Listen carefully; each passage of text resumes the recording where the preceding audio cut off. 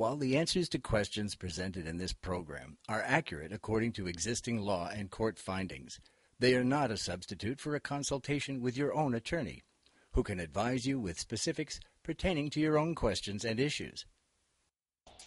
My husband and I own several properties in Europe, including 2 commercial properties. How would these get addressed as part of the divorce process? Whether the properties are located in New Jersey, New Mexico, New Zealand, it doesn't make a difference. The process is the same. The assets need to be identified, they need to be valued, and they need to be equitably distributed. Now, there are a couple ways that you can value a property. One, you can stipulate to the fair market value of the property, which means you and your spouse can simply agree what the value is.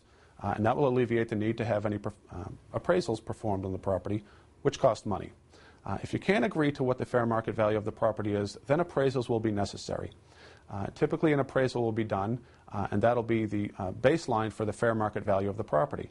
However, one party, if they don't agree with that appraisal, can still seek a second, third, or subsequent appraisals to determine what the fair market value of that property is, until the parties can either reach a consensus what the value is, or until a court makes a determination as to what that value is.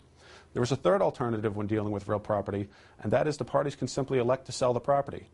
In that situation, a formal appraisal isn't necessary, a stipulation as to the value isn't necessary. It's simply whatever you can get for your property upon its sale, that's what will be equitably distributed between you and your spouse.